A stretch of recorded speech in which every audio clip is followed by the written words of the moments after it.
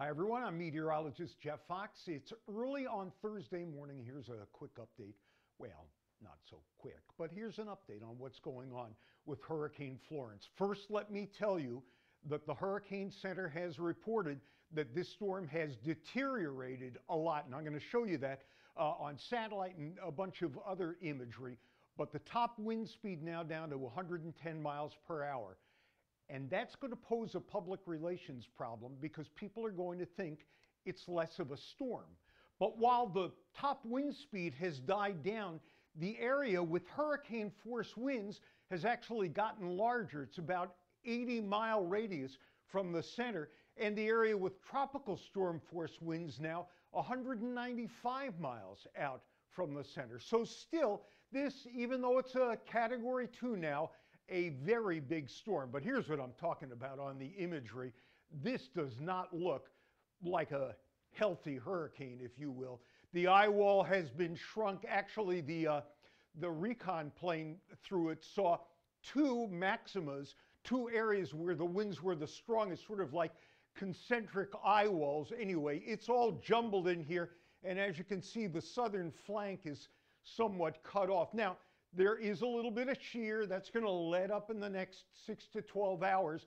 The good news is, even with warm water, the Hurricane Center, and I agree, seems to think that this structural change, this unbalance of the hurricane, is going to make it very difficult for it to gain any additional strength as it continues to move off to the west. So it runs, and probably we see the first of the rain bands, the heavy rain bands, entering North Carolina sometime tomorrow around midday, overnight around midnight, 2 o'clock in the morning. That's probably when the eye wall will go over, and then it will continue to move inland as a very, very wet rainstorm that's going to cause all sorts of flooding. We'll talk about that in a second as well.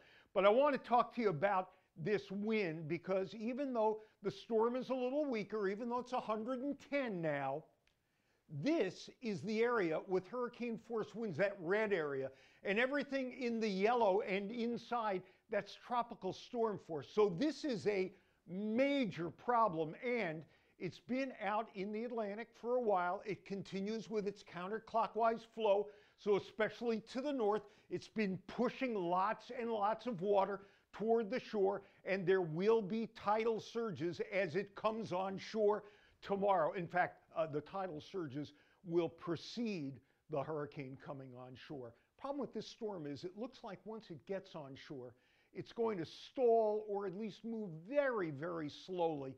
That means the rain will be concentrated in small areas for a long amount of time. Also, the winds will stay up for a while. That means coastal flooding will continue. The tide will come in. It just won't go out for a while. And then as this continues to move toward the higher ground in Georgia and South Carolina and into North Carolina, you have mountains here, and I expect that there is going to be flooding from that. Meanwhile, through Monday afternoon, as much as 20 inches of rain will fall along the North Carolina coast and inland. It's flat, but they've had a lot of rain there already this year. And then, as I said, the rain will extend up into mountainous areas where it could trigger significant flooding.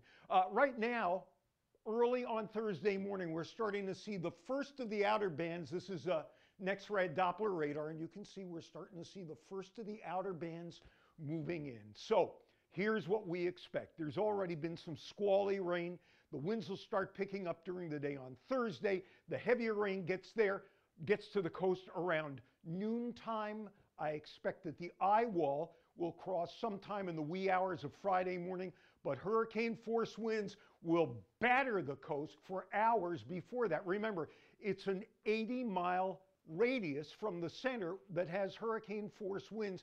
The storm now is moving to the northwest at 17, but I expect that during the day tomorrow, or during the day on Thursday, I should say, it's going to slow down.